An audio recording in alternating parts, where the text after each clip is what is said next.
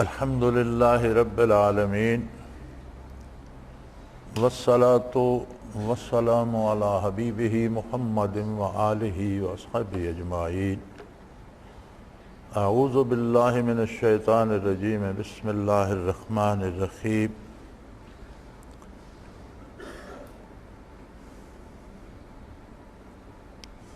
وَاذْكُرْ رَبَّكَ فِي نَفْسِكَ تَضَرُّعًا وَخِيفَةً وَدُونَ الْجَهْرِ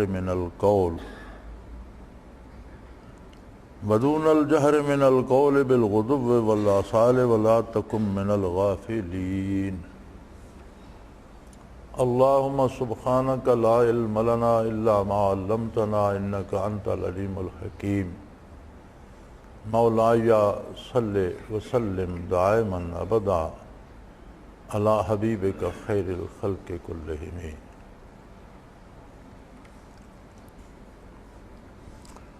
سورہ اعراف کی آخری آیات ہیں۔ قرآن کریم کی کوئی بھی آیت جو حکم براہ راست دیتی ہے، علماء کی اصطلاح ہے کہ یہ قرآن کی نص ہے اس پر، اور اس حکم کو منصوص کہا جاتا ہے۔ منصوص وہ احکام ہوتے ہیں جو ذات باری براہ راست دیتے ہیں اور جن کی تعمیل کے سوا کوئی چارہ کار نہیں۔ یعنی قرآن کا جو حکم منصوص ہوتا ہے، جس پر قرآن کی نص وارد ہوتی ہے، براہ راست قرآن آیت حکم دے رہی ہوتی ہے، وہ ایسا اٹل حکم ہوتا ہے کہ اس کی تعمیل کے علاوہ بندے کے پاس کوئی چارہ نہیں، الا یہ کہ وہ شریعت کا مکلف نہ رہے، اس کا دماغ خراب ہو جائے، اس کے حواس مختل ہو جائیں، وہ شریعت کا مکلف نہ رہے، یہ اور بات ہے۔ اگر حواس قائم ہے، جیسے اقیم الصلاۃ منصوص حکم ہے نماز قائم رکھنے کا، کھڑا نہیں ہو سکتا بیٹھ کر پڑھے، بیٹھ نہیں سکتا لیٹ کر پڑھے، وضو نہیں کر سکتا تیمم کرے، ہر عذر کا ایک جواب موجود ہے، لیکن یہ نہیں ہو سکتا کہ وہ باقامی ہوش و حواس نماز چھوڑ دے۔ یہ الگ بات ہے کہ بے شمار مسلمان ایسے ہیں جو اس سے محروم ہیں، لیکن وہ یہ یاد رکھیں کہ اس کے چھوڑنے کا کوئی جواز نہیں ہے کسی بھی طرح۔ حرکت نہیں کر سکتا، اٹھ نہیں سکتا، وضو نہیں کر سکتا، حواس قائم ہے، تیمم کرے، لیٹے لیٹے اشارے سے پڑھ لے، 2 رکعت پڑھ لے، لیکن پڑھنی پڑے گی، چھوڑنے کا کوئی جواز نہیں۔ اسی طرح زکوٰۃ کا حکم ہے۔ زکوٰۃ کا ایک معیار مقرر ہے، جو زائد از ضرورت رقم محفوظ 1 سال تک رہے گی اس پر زکوٰۃ۔ اور یہ بھی ایک رواج ہو گیا ہے کہ جی زکوٰۃ بعض کہتے ہیں رجب میں دی جائے، بعض کہتے ہیں رمضان میں دی جائے۔ نہیں، جب رقم آپ کے پاس سرپلس ہوئی تب سے آپ شروع کریں گے، اور جب سال پورا ہوگا وہ ادا کریں گے۔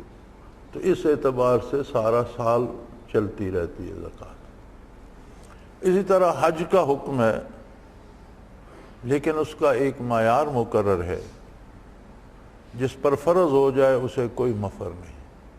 رمضان کا حکم ہے، جس پر فرض ہے اس کے پاس کوئی تعمیل ارشاد کے سوا کوئی چارہ نہیں۔ یہ سارے وہ احکام ہیں جو منصوص ہیں، جن پر قرآن کی نص دلالت کرتی ہے۔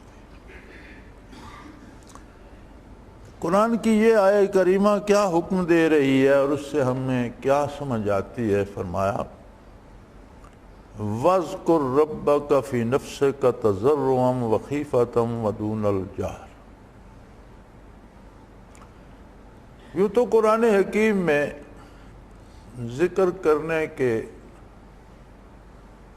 احکام جو ہیں براہ راست وہ 25 سے 30 کے درمیان ہے، جس طرح یہ آیت براہ راست حکم دے رہی ہے، اور بالواسطہ جو ہیں ان کو شامل کیا جائے تو تعداد 700 سے 800 کے درمیان بنتی ہے۔ مجھے حتمی تعداد اب یاد نہیں، میں نے دیکھی ہے، مجھے حتمی ابھی یاد نہیں. تو اتنی دفعہ جس حکم پر ایک دفعہ ارشاد ہو جاتا ہے وہ کافی ہے. قرآن دنیا کی جامع ترین اور مختصر ترین کتاب ہے. کوئی ایک زیر زبر زائدہ ضرورت نہیں آتی اور ایک جملے میں مفاہیم کے سمندر پنہاں ہے. نزول قرآن سے لے کر آج تک اللہ کے بڑے بڑے مقرب بندے گزرے، اور یہ اللہ کا خاص کرم ہے کہ کسی کو علوم قرآن کا شعور عطا کر. وہ جن جن بندوں پہ اس کا یہ عنایت ہوئی، تو ایک اندازے کے مطابق قرآن کریم کی جو تفاسیر طبع ہوئیں ان کا اندازہ 2 لاکھ کے قریب ہے، اور جو لکھی گئیں اور طبع نہیں ہو سکیں ان کی تعداد سے کوئی واقف نہیں. ایسا بھی ہوا جب چھاپہ خانے نہیں تھے، قلمی لکھا جاتا تھا، تو بے شمار اللہ کے بندوں نے لکھیں، پھر وہ عام نہ ہو سکیں، چھپ نہ سکیں، لیکن کہیں نہ کہیں کسی نہ کسی کو ملیں، کسی نہ کسی دنیا کی لائبریری میں موجود ہیں. تو غیر مطبوعہ کی تعداد کو حتمی نہیں ہے. جو چھپی ہیں، اور آج پھر اس عہد میں بھی اردو میں بھی مختلف زبانوں میں، اور اردو میں بھی کئی تفسیریں پھر چھپی ہیں. کسی تفسیر کو آپ پڑھنا شروع کر دیا، آپ 2 لاکھ تفسیریں پڑھ جائیے، تو ہر تفسیر میں کچھ نئے نکتے، کچھ نئے باتیں، کچھ نئی چیزیں مل جائیں گی. اور قیامت تک اللہ کے بندے لکھتے رہیں گے، غواصی کرتے رہیں گے، اور نئے نئے موتی نکالتے رہیں گے. یہ بحر ذخار ختم ہونے والا ہے، کیونکہ اللہ کا کلام ہے، اور مخلوق کے بس میں نہیں ہے کہ اس کے حتمی مفاہیم کو وہ یکجا کر سکے. خالق کا کلام ہے، مخلوق اسے احاطہ کیسے کر سکتی؟ اپنے حصے کے موتی ہر کوئی نکالتا رہا. اب یہ آیہ کریمہ حکم دے رہی ہے، ذکر کا حکم عام ہے، نماز کا حکم خاص ہے، کیونکہ نبی کریم صلی اللہ علیہ وسلم نے اس کی رکعت کی تعداد بتائی، پڑھ کر بتائی، پڑھا کر بتائی، رکوع و سجود کا سلیقہ، اس کی تسبیحات رکعت میں پڑھنا کیا ہے، قومہ، جلسہ، قیام، یہ وہ سارے ارکان حضور نے عمل کر کے بتائے، عمل کرا کے بتائے. روزے کی حدود و قیود ہیں، کب شروع ہوگا، کب ختم ہوگا، کن چیزوں سے ٹوٹتا ہے، کن سے نہیں ٹوٹتا، کیا کرنا ہے، کیا نہیں کرنا. حج کی حدود و قیود ہیں، مخصوص دن ہیں، مخصوص جگہیں ہیں، مخصوص عبادات ہیں. ان دنوں اور ان جگہوں کے علاوہ اور ان عبادات کے علاوہ نہیں ہو سکتا. ویسے تو لوگ گھروں میں بھی کر لیتے ہیں. یہاں کھیوڑے میں ایک آبادی ہے پہاڑی کے اوپر، اس آبادی کو بنگلہ کہتے ہیں. کہیں کبھی کسی نے وہاں کو بنگلہ بنایا ہوگا، تو کھیوڑے میں گرمی زیادہ ہوتی ہے، تو وہ پہاڑی کے دامن میں ایک پلاٹ ٹوسا ہے، اس پر وہ اس آبادی بن گئی. لوگ گرمیوں میں کھیوڑے کے لوگ وہاں چلے جاتے، اسے بنگلہ کہتے ہیں. وہاں ایک مولوی صاحب ہوتے تھے، تو وہ جس دن حج ہوتا تھا ہاں عرب شریف میں، تو وہ 2 روپے فی کس لیتے تھے. اس زمانے میں تو روپیہ اتنا بڑا ہوتا تھا، آج کل تو اتنی سی روپلی رہ گئی ہے، تو اس زمانے میں اتنا بڑا ہوتا تھا. تو وہ 2 روپے فی کس لیتے تھے، اور یہاں حج پڑھایا کرتے تھے 2 رکعت. تو یہ ایک الگ بات ہے. لیکن حج کے اوقات، اس کے ارکان اور اس کی جگہ متعین ہیں. جو کام آپ منا میں کرتے ہیں وہ عرفات میں نہیں ہو سکتا، جو عرفات میں جو عبادات ہیں وہ منا میں نہیں ہو سکتی، جو مزدلفے کا قیام ہے وہ کہیں اور نہیں ہو سکتا، اور جو طواف بیت اللہ کا ہے وہ کہیں اور ادا نہیں ہو سکتا. ذکر کا حکم مطلق دیا، کثرت ذکر کا حکم دیا. رات دن ذکر کا حکم دیا، زندگی کے ہر سانس میں اللہ کے ذکر کا حکم دیا، لیکن یہ قید نہیں لگائی کہ کوئی کیسے کرتا ہے۔ فرمایا الذین یذکرون اللہ قیاما وقعودا وعلی جنوبہم، کوئی کھڑا ہو کہ اللہ اللہ کر رہا ہے، بیٹھے کرتا ہے کر رہا ہے، لیٹے کرتا ہے کر رہا ہے۔ اپنے ان بندوں کی تعریف فرمائی جو ہر حال میں اللہ کا ذکر کرتے ہیں۔ سیدہ عائشہ صدیقہ کی حبیب کبریا رضی اللہ تعالی عنہا سے کسی نے پوچھا حضور اکرم صلی اللہ علیہ وسلم کے ذکر کے متعلق کہ حضور کس قدر ذکر الہی فرمایا کرتے تھے، تو آپ نے فرمایا اللہ کل احیانہ، ہر حال میں اور ہر لمحہ حضور ذکر کیا کرتے، حضور کا کوئی حال ذکر سے خالی نہیں، اللہ کل احیانہ، ہر حال میں ذکر فرمایا کرتے۔ اب یہ آیا کریمہ حکم دے رہی ہے وَاذْكُرْ رَبَّكَ، اپنے پروردگار کا جو نہ صرف تیرا خالق ہے، مالک ہے، پالن ہار ہے، زندگی موت ما بعد الموت سب کا دینے والا وہی ایک ہے، اس کا ذکر کر۔ اس آیہ کریمہ میں کچھ حدود اس کی متعین فرمائی گئی۔ فی نفسے کا، اپنی جان کے اندر کر۔ یہاں ترجمہ کیا گیا ہے اپنے پروردگار کو دل ہی دل میں یاد کریں، فی نفسے کا، جان کے اندر اگر یاد ہوگی تو پھر وہ دل ہی میں ہوگی۔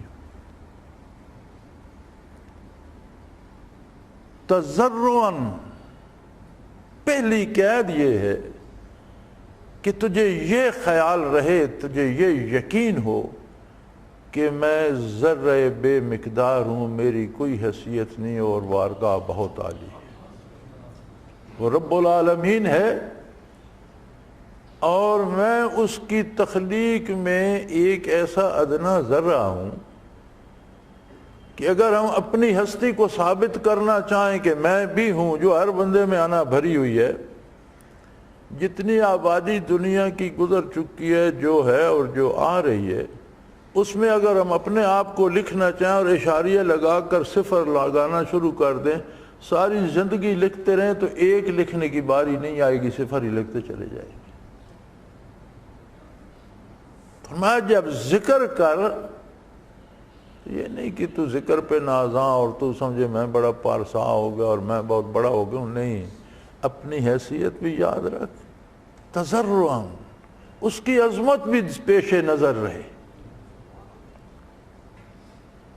اپنی واماندگی بھی سامنے رہے، اس کا علو مرتبہ علو شان بھی سامنے رہے۔ وخیفتاً، یہاں خیفہ سے اردو کا دامن چونکہ تنگ ہے، عربی کا دامن بہت وسیع ہے۔ عربی میں بعض اوقات ایک لفظ کے 200 معنی بھی ہوتے ہیں، یعنی بعض الفاظ کے معنی 200 معنی میں ایک لفظ استعمال ہوا ہے، وہ اس جملے اس فکرے کی ساخت کے مطابق متعین کیے جاتے ہیں۔ پھر عربی ایک ایسی زبان ہے کہ اس میں ضدین کے لیے بھی ایک لفظ آ جاتا ہے کہ دنیا کی کسی زبان میں نہیں۔ مولا ایک لفظ ہے، مولا مالک کو بھی کہتے ہیں، مولا آزاد کردہ غلام کو بھی کہتے ہیں۔ اب مالک اور غلام تو ضد ہے ایک دوسرے کی، جب مولا استعمال ہوگا تو جملے میں استعمال ہوگا تو وہاں سے پتہ چلے گا کہ یہاں آزاد کردہ غلام مراد ہے یا مالک مراد ہے۔ لفظ ایک ہے، دو مختلف ایک دوسرے کی ضد ہیں، مالک ہونا اور غلام ہونا، دونوں اس ایک لفظ میں سمو دیے۔ یہاں فرمایا خیفتاً، اب اردو کے پاس سوائے خوف کے کوئی لفظ نہیں ہے۔ خوف ایک فطری چیز ہوتی ہے، دشمن سے کا بھی خوف ہوتا ہے، چور کا بھی خوف ہوتا ہے، درندے کا بھی خوف ہوتا ہے، موذی جانور کا بھی خوف ہوتا ہے، نقصان ہو جانے کا بھی خوف ہوتا ہے۔ تو یہاں کون سا خوف ہم مراد لیں گے؟ یہ وہ خوف ہے کہ کسی ایک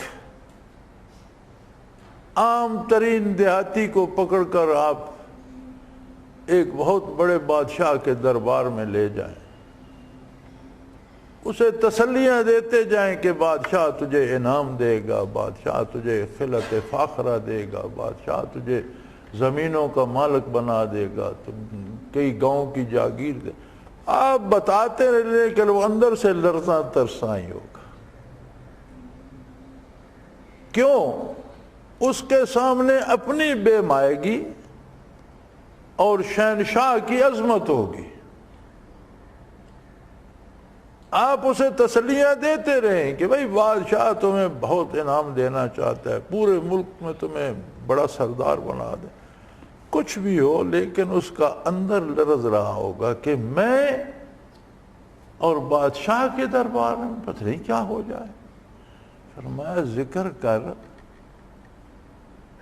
انتہائی نیا خانہ دل میں کر، اور لرزاں و ترساں رہ کہ تو کیا چیز ہے اور ذکر کس کا کر رہا، نام کس کا لے رہا ہے، تیری حیثیت کیا ہے؟ وَدُونَ الْجَهْرِ مِنَ الْقَوْلِ،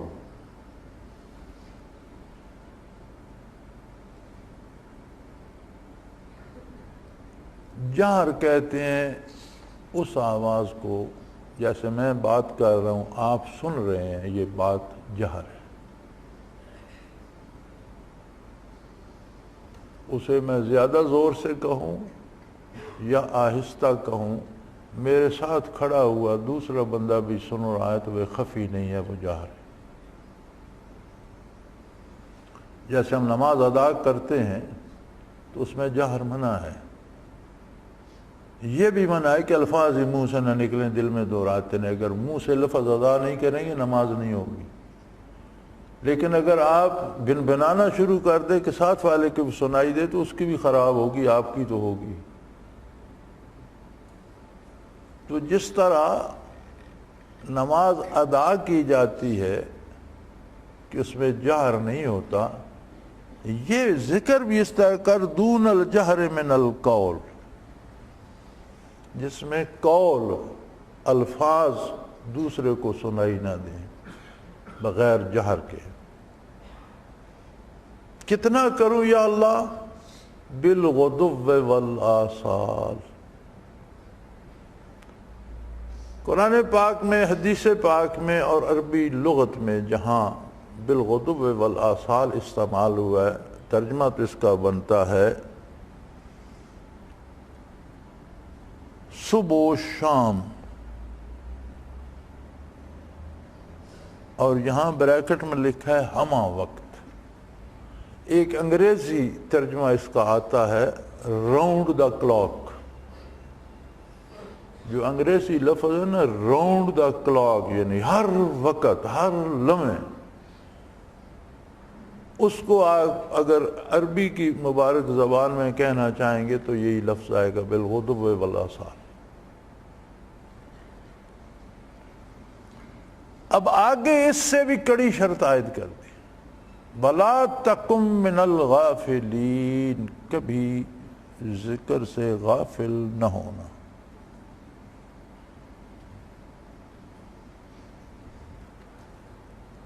غفلت کتنی مدت کو کہتے ہیں؟ غفلت زندگی بھر کی بھی ہو سکتی ہے،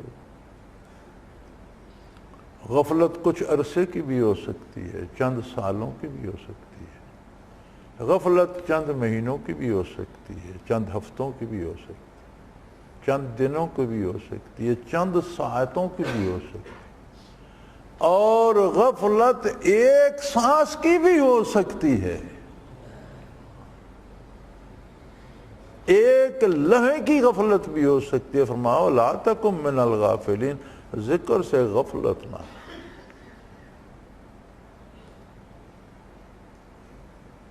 اب مجھے فرمائیے مختلف طریقہ ہے ذکر ہیں، لیکن الحمدللہ جو ذکر ہمارے مشائخ نے اللہ ان پر کروڑوں رحمتیں فرمایا، ہمیں عطا فرمایا اور طریقہ سکھایا، اس آیہ کریمہ کو سامنے رکھ کر کوئی طریقہ بنا کر دکھائیے کہ اس کے علاوہ کوئی طریقہ بنتا ہے۔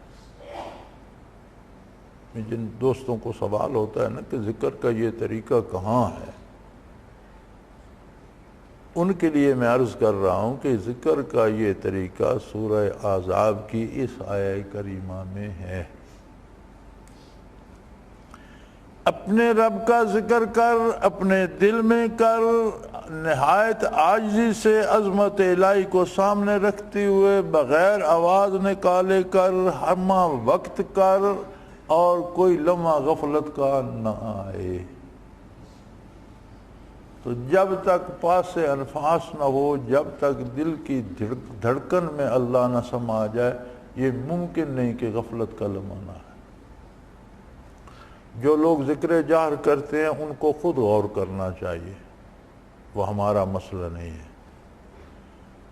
جو لوگ ذکر لسانی کرتے ہیں، آہستہ آہستہ پڑھتے ہیں، انہیں غور فرمانا چاہیے کہ زبان ہمہ وقت ذکر نہیں کر سکتی، کسی سے بات بھی کرنی ہے، کھانا بھی کھانا ہے، سونا بھی ہے، سو جائے گی تو چپ ہو جائے گی، بے ہوش ہو جاؤ گی چپ ہو جائے گی۔ جب قلب ذاکر ہو جاتا ہے، جب سانس میں ذکر جاری ہو جاتا ہے، تو پاس انفاس سانس بھی آخری دم تک چلتی ہے اور دل بھی آخری دم تک دھڑکتا ہے، نہ نیند میں رکتا ہے، نہ بے ہوشی میں رکتا ہے، نہ حادثے میں رکتا ہے۔ پیر میر علی شاہ رحمۃ اللہ تعالیٰ علیہ گوڑے شریف والے کی ایک سوانے کسی نے لکھی، میرے منیر، تو میں دیکھ رہا تھا تو ان کی ایک مجلس میں کسی نے آ کر سوال پوچھا کہ ایک بندہ جانور کو ذبح کرتا ہے، اس نے تکبیر نہیں پڑھی کہ دوسرا کوئی بندہ آ گیا، اس نے کہا یہ ضروری بات ہے، یہ کہا، وہ اس سے بات بھی کرتا رہا، جانور پر چھری بھی چلاتا رہا، تو جب بات ختم ہوئی جانور بھی سرد ہو چکا تھا۔ اس کا کیا حکم ہے؟ فرمایا حرام ہے، کیونکہ ہر وہ ذبح حرام ہے جو اللہ کے نام کے بغیر ہو۔ جب اس پر تکبیر نہیں پڑھی گئی حرام ہو گیا، اور اگر وہ ایک دفعہ بھی پڑھ لیتا تو حلال ہو جاتا۔ وہ بندہ تو مسئلہ پوچھ کر چلا گیا، تو جو اہل مجلس بیٹھے تھے آپ انہیں فرمانے لگے کہ دیکھو حلال جانور ہے، اللہ نے اس کا ذبح کرنا اور کھانا ہمارے لیے حلال کیا ہے، ہماری فرمایا تمہاری خاطر یہ نعمتیں میں نے پیدا کی ہیں، اگر اس کی سانس بغیر اللہ کے نام کے نکل جائے تو حرام ہو جاتا۔ تو یہ ہم جو دن بھر سانسیں لیتے ہیں، اس میں جو سانس بغیر اللہ کے نام کے جاتی ہے اس کا کیا ہوگا؟ ہم بھی تو دن بھر رات دن ہمہ وقت سانس لے رہے ہیں، تو ایک جانور جو مکلف نہیں ہے اس کی سانس بغیر اللہ کے نام کے گئی تو حرام ہو گیا، تو ہماری جو سانسیں اللہ کے نام سے خالی جاتی ہیں ان کا کیا ہوگا؟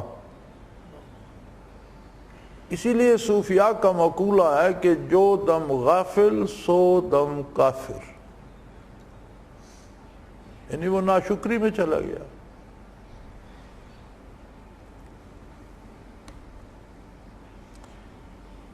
اب یہ بات رہ گئی کہ وَاذْكُرْ رَبَّكَ، اپنے پروردگار کا ذکر کر۔ اب پروردگار کے تو بہت سے نام ہیں صفاتی، کس نام کا ذکر کریں؟ رحمان ہے، رحیم ہے، مالک یوم الدین ہے، 99 اسماء مبارک قرآن کریم میں ملتے ہیں، غفور ہے، رحیم ہے، قہار ہے، جبار ہے، ستار ہے، کیا کریں؟ قرآن اپنی تفسیر جو خود کرتا ہے وہ سب سے اعلیٰ ہوتی ہے، اور جس آیت کی تفسیر قرآن خود نہیں کرتا اس کی تفسیر محمد الرسول اللہ فرما دیتے ہیں۔ اس کے بعد کوئی دوسرا بندہ نہیں جو اپنی مرضی سے تفسیر کر سکے۔ حضور کے ارشاد عالی کے اندر کسی کو کوئی خزانہ ملتا ہے تو وہ تفسیر ہے، حضور کے ارشاد عالی کی حد سے باہر نکلے گا تو وہ تفسیر بالرائے ہو جائے گی، وہ قرآن کی تفسیر نہیں ہوگی، اور تفسیر بالرائے کرنے والا اس کے بارے دوزخ کی وعید ہے۔ حضور نے فرمایا کہ جو مجھ پر جھوٹ باندھتا ہے وہ اپنا ٹھکانہ دوزخ میں تلاش کرے، فَلْيَتَبَوَّأْ مَقْعَدَهُ مِنَ النَّارِ كَمَا قَالَ رسول اللہ صلی اللہ علیہ وسلم۔ اور تفسیر قرآن کی کرنا، اس کا سمجھنے والا یہی سمجھتا ہے کہ یہ نبی کریم صلی اللہ علیہ وسلم کی بات مجھے پہنچا رہا ہے، تو اگر وہ حضور کی نہیں ہوگی تو حضور پر جھوٹ آئے گا، تو حضور پر جھوٹ بولنے والا جہنمی ہے، تو جو براہ راست اللہ پر جھوٹ بولے وہ کتنا آگے جائے گا۔ قرآن نے اس کی تعیین بھی فرما دی۔ سورہ مزمل میں ارشاد فرمایا، اور براہ راست آقا نامدار صلی اللہ علیہ وسلم کو ارشاد فرمایا، قم اللیل، راتوں کو اٹھیے، آدھی رات اس سے کم اس سے زیادہ، نصفہ ومنقص منہ او زد علیہ ورتل القرآن ترتیلا، اور قرآن کی نہایت ترتیل کے ساتھ، نہایت مزے کے ساتھ ایک ایک لفظ کو صحیح ادا کرتے ہوئے تلاوت فرمائیے۔ پھر فرمایا اِنَّ ناشئۃ اللیل ہی اشد وطئا واقوم قیلا، میں بندے کا بھی خالق ہوں، اس کی ضروریات اور حاجات کا بھی خالق ہوں، اس کی خواہشات کا بھی خالق ہوں۔ میں جانتا ہوں کہ انسان کے لیے راتوں کو اٹھنا کتنا دشوار ہے، اس کا مزاج ہے رات سونے کے لیے، راتوں کو جاگنا دشوار ہے۔ اِنَّ ناشئۃ اللیل ہی اشد وطئا، بڑا مشکل ہے، لیکن ایک بات ہے، وَأَقْوَمُ قِیلًا، رات کی بات مزہ دے جاتی ہے۔ راتوں کا اٹھنا تو مشکل ہے، خود رب جلیل فرما رہا ہے وَأَقْوَمُ قِیلًا، رات کی بات مزہ دے جاتی ہے۔ جب ایک کائنات بے شمار لوگ غفلت کی نیند میں پڑے ہوں اور کوئی بیٹھا مجھ سے سرگوشیاں کر رہا ہو، اس بات میں بڑا مزہ ہوتا ہے، اس بات کی اپنی قیمت ہے۔ کون سی بات کی جائے رب جلیل؟ وَاذْكُرِ اسْمَ رَبِّكَ، میرے اسم ذات کی تکرار شروع کر دو، اللہ اللہ اللہ شروع کر دو۔ یا اللہ کتنی بار، کتنی دیر؟ وَاذْكُرِ اسْمَ رَبِّكَ وَتَبَتَّلْ إِلَيْهِ تَبْتِيلًا، اتنی اللہ اللہ کر کے سوائے اللہ کے تیرے حواس میں، تیرے ذہن میں، تیرے دل میں، تیرے کہیں کوئی کسی کا شائبہ نہ رہے، صرف اللہ ہی اللہ رہے۔ تبتل ہوتا ہے کہ ہر طرف سے منقطع ہو کر بندہ ایک طرف لگ جائے، اور اس پر بھی تبدیلہ کی قید لگائی، تبتل علیہ تبتیلا، ایسا تبتل کہ جو کامل تبتل ہو، سوائے اللہ کے کوئی چیز نہ وہم میں ہو، نہ ذہن میں رہے، نہ یاداشت میں رہے، نہ کوئی کھٹکا باقی رہے، صرف اللہ رہ جائے، اور صرف تیرے دل کی دھڑکن رہ جائے، اور اللہ اللہ ہو۔ یہ ارشاد فرمایا جا رہا ہے محمد الرسول اللہ صلی اللہ علیہ وسلم کو مخاطب کر کے۔ برکات نبوی کا عالم یہ ہے کہ جو چیز وجود عالی سے مس ہو گئی وہ ذاکر ہو گئی۔ انبیاء کے جوتے کا ہر ذرہ بھی ذاکر ہوتا ہے، لباس کی ہر تار ذاکر ہوتی ہے، مکان زمین جہاں اللہ کا نبی قیام فرماتا ہے ذاکر ہوتا ہے۔ اگر اللہ دل کی آنکھیں دے اور مکہ مکرمہ اور مدینہ منورہ میں آپ سفر کریں تو آسمان پر ستارے کم روشن ہیں، زمین پر حضور کے قدم زیادہ روشن۔ ستاروں کی روشنی کم ہے، جہاں جہاں حضور کا قدم مبارک آیا زمین کا سینہ وہاں سے زیادہ جگمگا رہا۔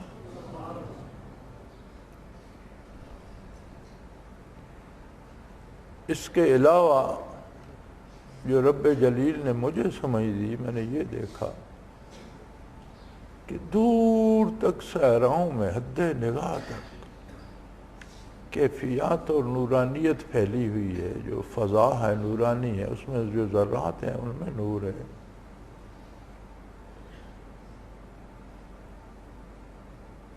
غالباً میں نے حضرت رحمۃ اللہ علیہ سے پوچھا تھا، اب 50 برسوں کی بات ہے،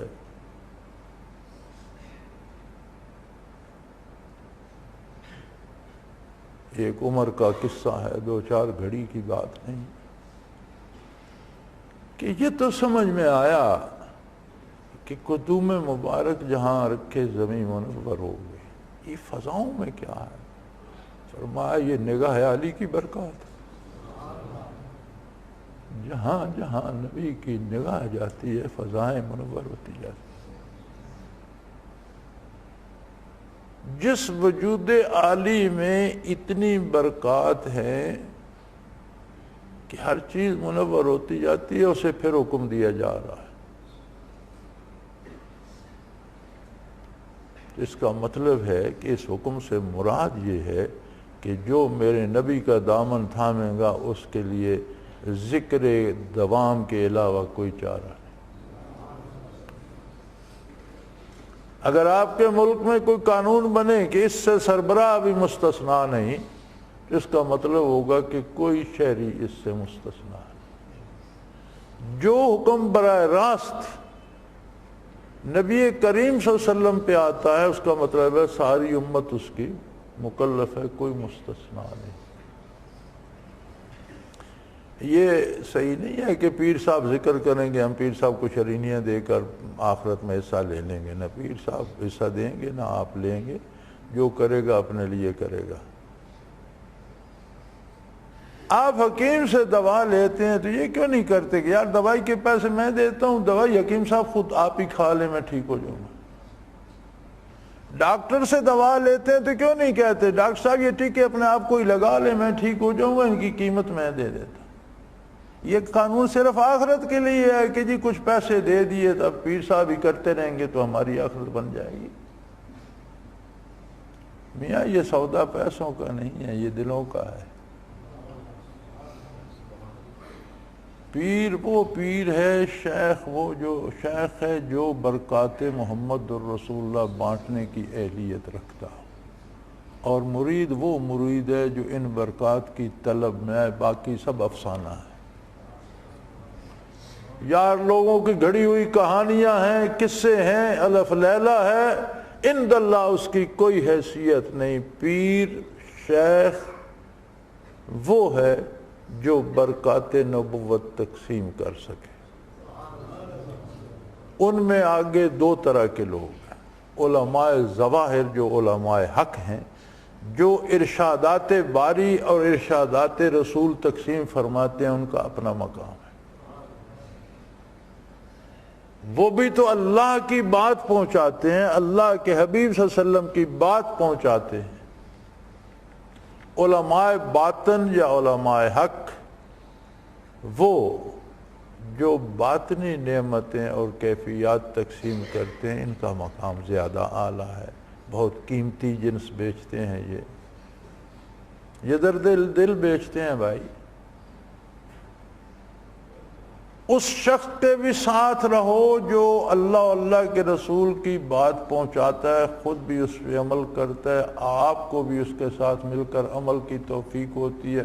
وہ پیر بھی ٹھیک ہے، آپ مرید بھی ٹھیک۔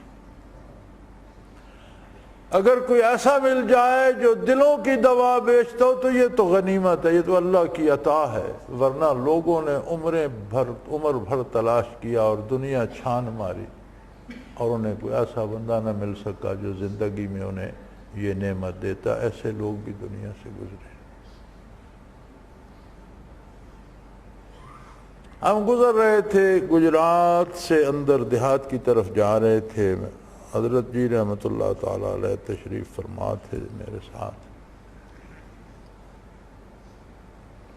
ایک ٹبا سا چھوٹا سا تھا, اس پر ایک قبر تھی. مجھے فرمایا ذرا گاڑی آہستہ کر, آہستہ کر. تھوڑی دیر حضرت مراقب رہے, قبر سے ہم آگے نکل گئے. فرمایا چلو چلو چلو, چل دی. بعد میں جب مجھے موقع ملا تو مجھے وہ تجسس تھا کہ قبر کا اور اس ہماری گاڑی کے رکنے کا یا آہستہ ہونے کا یہ کیا تعلق بنتا ہے. تو میں نے عرض کی حضرت آپ نے مجھے فرمایا, میں نے گاڑی آہستہ کی, آپ متوجہ اللہ بھی تھے, مراقب بھی تھے, تو یہ کیا بات تھی. مسکرائے, فرمانے لگے یار وہ دیکھا تم نے جو کنارے پہ وہ راستے میں قبر تھی, ایک ٹبے سے بھر دی. یہ کوئی اللہ کا بندہ زندگی بھر تلاش کرتا رہا ہے, اسے کوئی ایسا بندہ نہیں ملا جو اسے کیفیات قلبی دیتا. تو میں جب یہاں سے گزرا تو مجھے من جانب اللہ یہ خیال آیا کہ یہ طالب کھڑا ہے, اسے کچھ تو دے دو. تو میں نے اسے لطائف کرا کے مراقبات ثلاثہ کرا دی. تو فرمانے لگے طلب صادق ہو تو اللہ معروم نہیں کرتا, یہ میرا اور تمہارا کمال نہیں ہے. اللہ ہمیں اس راستے پر لے آیا, اس کی طلب میں جو صدق تھا, پتہ نہیں یہ کب کا مرا ہوا ہے, لیکن جب ہم ادھر آئے تو اس نے ہمیں اس راستے سے ڈال دیا, اور جہاں سے گزرے تو میرے دل میں یہ بات ڈال دی. میں نے توجہ کی, اس کے لطائف روشن کرائے, پھر اسے عادیت, مائیت, اقربیت تک مراقبات کرائے. تو دنیا میں ایسے بھی لوگ گزرے ہیں جو زندگی بھر پھرتے رہے, تلاش کرتے رہے, لیکن کوئی بندہ نہیں مل سکا جو یہ چیزیں عطا کرتا, جو یہ نعمت عطا کرتا, جو درد دل بانٹتا. اللہ کریم ہے, جب چاہے جس کو جو چاہے دے دے. اس نے جس میں طلب صادق کو اسے محروم نہیں رکھتا.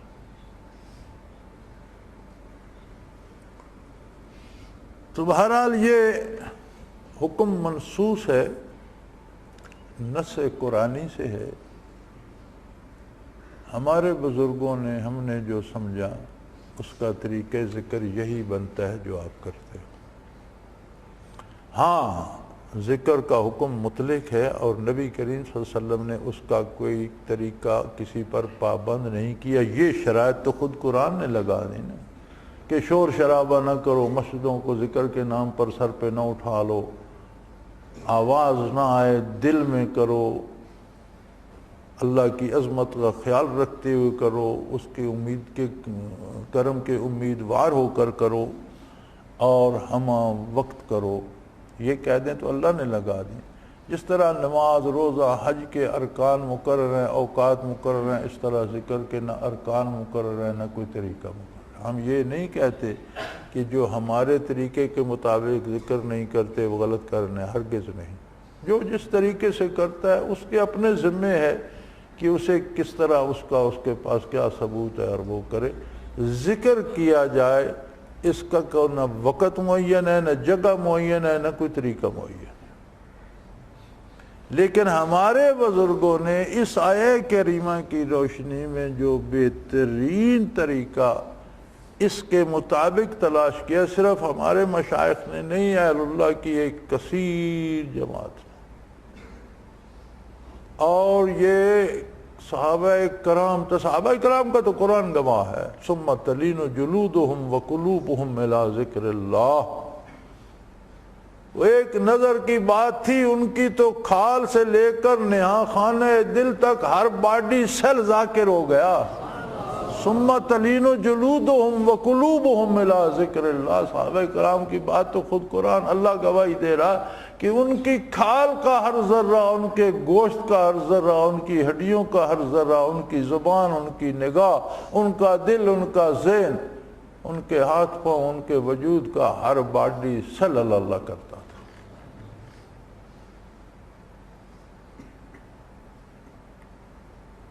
اگر جو لوگ سوال کرتے ہیں، اعتراض کرتے ہیں، ثابت کرو یہ کہاں ہے، بھائی ہمیں کیا ثابت کرنا ہے؟ آپ ثابت کرو کہ اس آیہ کریمہ کے حکم کے مطابق کیا طریقہ بنتا ہے، وہ کر لیں گے ہمیں اس کے اوپر ضد تو نہیں ہے، ہمارا اصرار نہیں ہے کہ ہمیں یہی کرنا ہے، لیکن کوئی بنا کر دکھاؤ نا کہ اس کے حکم کے مطابق تو یہ بنتا ہے، تو ہم ویسے کر لیں، بنتا ہی یہ ہے۔ اور اس میں ذکر محض ذکر نہیں ہوتا، یہ چیزیں از خود نہیں ملتی،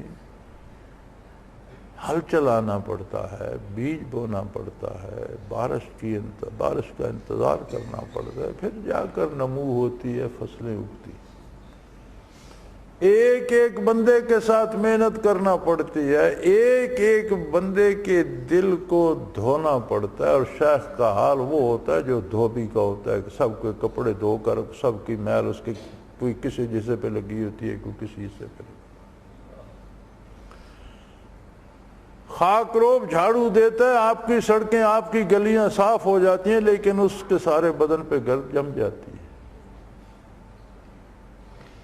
شیخ توجہ کرتا ہے طالب کے دل کو صاف کرنے کے لیے، لیکن جتنی وہ وہاں سے جو اٹھتی ہے گرد، وہ اس کے اپنے اوپر بھی پڑتی ہے، اسے برداشت کرنا پڑتی ہے، جتنا جس کا مقام ہوتا ہے اس کے لیے اتنی وہ گرد تکلیف دہ ہوتی ہے، اتنے اس کے معاملات نازک ہو جاتے ہیں، اس کی حسیات نازک ہو جاتی ہیں، اس کا دل اتنا نازک ہو جاتا ہے کہ اسے ان کی تکلیف ہوتی ہے، تو وہ کیوں کرتا ہے؟ دکھ سہنے کے لیے نہیں، اس کی رضا کے لیے کرتا۔ شیخ کسی پر احسان نہیں کرتا، وہ اللہ کی رضا کے لیے کرتا ہے، لیکن ہم شیخ کا احسان بے پناہ مانتے، یہ ہمارے ذمے ہے کہ ہم مانیں، وہ جو کرتا ہے وہ محض اللہ کی رضا کے لیے کرتا ہے، ہمیں ممنون کرنے کے لیے نہیں کرتا، ہم سے چندے لینے کے، ہم سے جو بندے کو آخرت دے سکتا ہے وہ اس سے دنیا مانگے۔ یعنی آپ دیکھیں کہ ایک بندے کو اللہ نے یہ حیثیت دی ہے کہ اس کے پاس چند لمحے بیٹھنے سے آپ کی عاقبت سنور جاتی ہے۔ آپ کا کیا خیال ہے کہ وہ آپ سے چند سکوں کی امید رکھتا ہو؟ ہم اپنے طور پر خدمت کرتے ہیں اللہ کو راضی کرنے کی، اور میں ممبر پہ بیٹھا ہوں، میرے سامنے قرآن کریم کھلا ہے، اللہ کی مسجد میں بیٹھا ہوں، بے شمار دوست تحائف بھی دیتے ہیں، سارا کچھ کرتے ہیں، میں نے کبھی جاننے کی کوشش نہیں کی کہ کس نے کیا دیا ہے۔ میں بھی انسان ہوں، اگر میں یہ فہرست بنانا شروع کر دوں تو اس کا مطلب ہے جو تحفہ دیتا ہے اس کی طرف زیادہ توجہ ہو جائے، جس غریب کے پاس نہیں ہے اس پر کم ہو جائے۔ نہیں، میں سمجھتا ہوں جو دے گئے وہ اللہ نے بھیجا، کس نے دیا مجھے نہیں کو پتا، اور نہ میں جاننا چاہتا ہوں، کوئی مجھے بتانا چاہے تو میں نہیں سنتا۔ بعض دوست بڑی وہ اپنی اوپر چٹ شٹ لگاتے ہیں، میں ملازموں کو کہتا ہوں یہ چٹ اتار کر چیز مجھے دینا،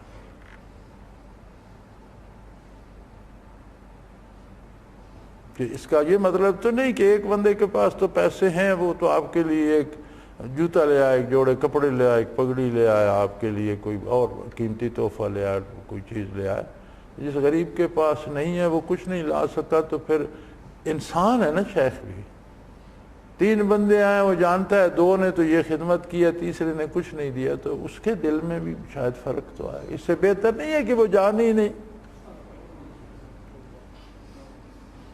تو میں کبھی یہ جاننے کی کوشش نہیں کرتا کہ کس نے کیا، جس نے دیا اس نے اللہ کو دیا، اور مجھے تو اللہ دیتا ہے، مجھے کسی بندے کی نہیں دیتا۔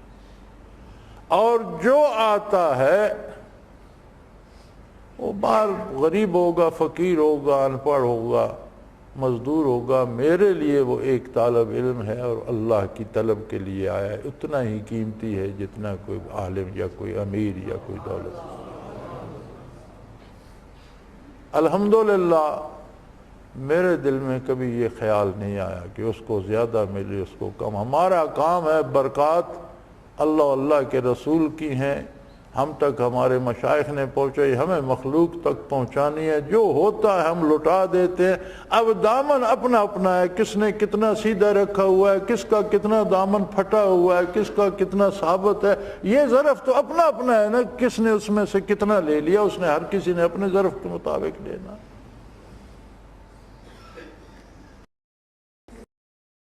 تو میں یہ سمجھتا ہوں الحمدللہ کہ اس عہد میں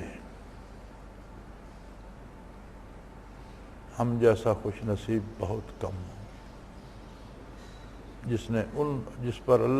جن پر اللہ کا یہ احسان ہے کہ ان لوگوں تک پہنچایا جو حقیقی برکات نبوت بانٹ رہے ہیں، اور توفیق دی کہ ہم نے ان میں سے اپنی حیثیت کے مطابق کچھ نہ کچھ پا لیا. تو میاں یہ طریقہ ذکر نہیں ہے کہ 2 دن دارالعرفان آؤ تو ذکر کر لو، چلے جاؤ تو بھول جاؤ. ایک اور رواج بن گیا جس کی میں بات کرنا چاہتا ہوں. او جی دعا کا دن آ گیا، چلو قافلوں کے قافلے چل پڑے دعا مانگ لیں. یہ عموماً اس کی بنیاد زیادہ جو بنی ہے تو ہماری تبلیغی جماعت اس کا زیادہ سبب بنی ہے. وہ شور بڑا کرتے ہیں کہ نہیں دن نہیں دے سکے تو فلاں دن یوم دعا ہے، اس پہ تو کم از کم آ جاؤ. بھئی دعا پہ جو جائے گا، دعا مانگنا کار ثواب ہے، اور وہ بھی تب ثواب ہے جب اللہ سے مانگی جائے. اگر کوئی مسجع مکفہ فکرے اور درد بھرے شعر پڑھ کر لوگوں کو رلا کر لوگوں سے داد وصول کرنا چاہتا ہے تو وہ دعا اللہ سے نہیں مانگ رہا. اگر میں اپنی تقریر سے آپ کی شابش کا خواہش مند ہوں تو میں اللہ کا دین بیان نہیں کر رہا، بلکہ دین کو بیچ رہا ہوں. الدعا مخ العبادہ، دعا عبادت کی روح ہے، حاصل ہے عبادت کا. کما قال رسول اللہ صلی اللہ علیہ وسلم، عبادت کا حاصل ہے، لیکن تب حاصل ہے جب اللہ سے کی جائے اور اس کی قبولیت کی امید اللہ سے، اور جب امید بندوں سے ہو کہ میں اتنی درد بھری لے میں اور اتنے مسجع مکفہ جملوں میں اور اتنے برموقع شعر پڑھ کر کے لوگوں کی رونے کی دھاڑیں بند گئیں. یہ دعا پھر اللہ سے نہیں ہے، یہ پھر لوگوں سے ہے.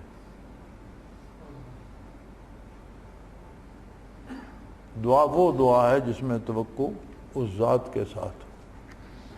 دعا میں شامل ہونے والے کو دعا کا ثواب تو ضرور ملے گا، لیکن جن لوگوں نے 40 دن مزدوری کی ہے ان کی مزدوری میں سے اسے کچھ نہیں ملے گا. اس پہ نہ بیٹھے رہا کرو کہ دعا میں شامل ہو جائیں گے تو کام ہو جائے گا. کام انہی کا ہوگا جو کام میں لگے ہوتے ہیں.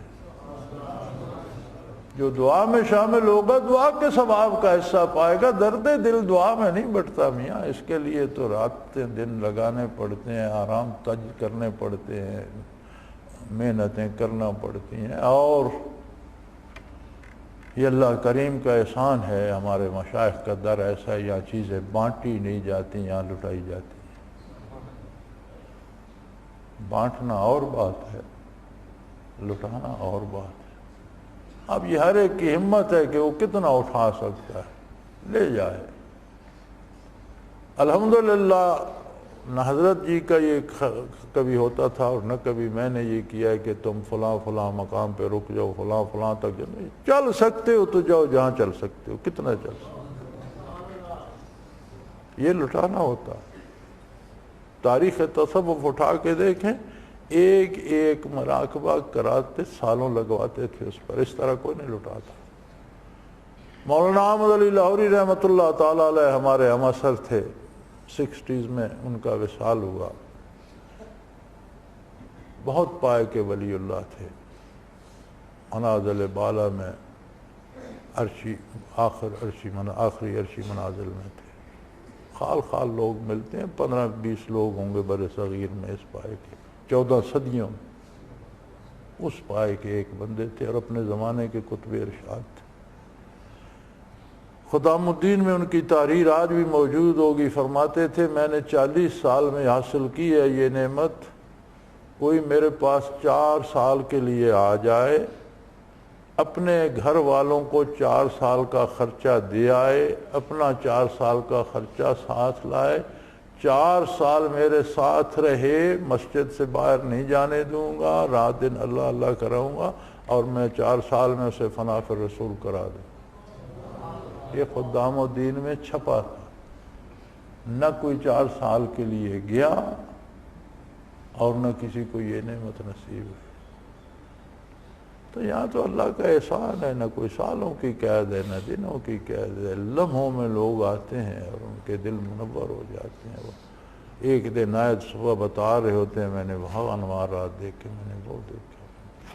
یہ سب اللہ کا احسان ہے اور مشائخ کی نظر کرم ہے، اور یہاں تو لٹایا جا رہا ہے۔ ہمت کرو یار،